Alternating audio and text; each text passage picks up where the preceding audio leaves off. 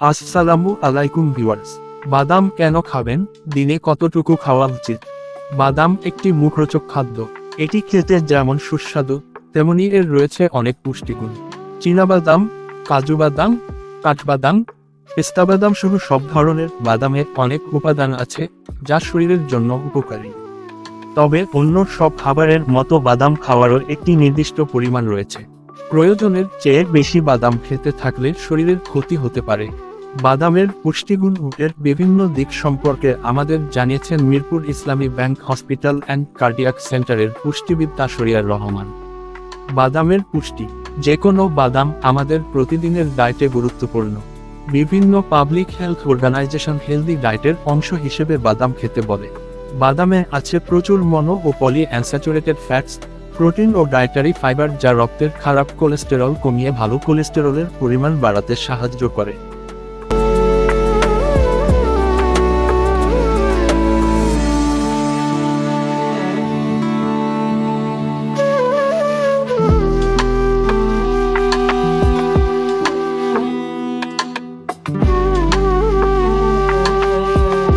প্রধানত vitamin B complex এবং আরও কিছু মিনারেলস যেমন calcium, potassium, phosphorus, magnesium, iron, zinc ও ম্যাঙ্গানিজ, কপার, সেলেনিয়াম আছে বাদামে।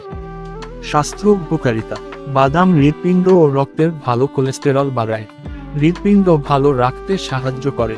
চোখ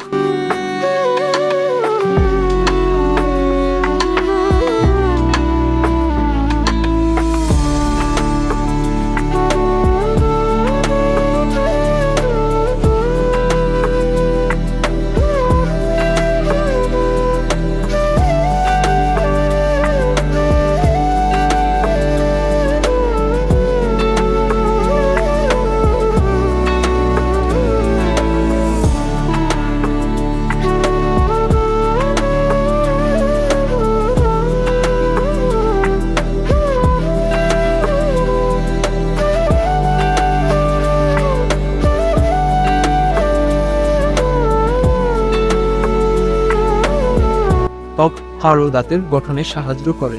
হজম প্রক্রিয়া মজবুত করে। মস্তিষ্কের বিকাশে সাহায্য করে। স্মৃতিশক্তি বাড়ায়। রোগ প্রতিরোধ ক্ষমতা বাড়ায়। ডায়াবেটিস নিয়ন্ত্রণে ভূমিকা রাখে। ওজন কমাতে সাহায্য করে। বিভিন্ন ধরনের ফাঙ্গাল ও ভাইরাল ইনফেকশন প্রতিরোধ করে।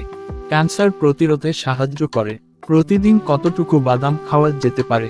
তাশরিয়ার রহমান জানান, ন্যাশনাল লাইব্রেরি অফ মেডিসিনের NLM তথ্য অনুযায়ী একজন ব্যক্তি দিনে 30 গ্রাম বাদাম খেতে পারেন।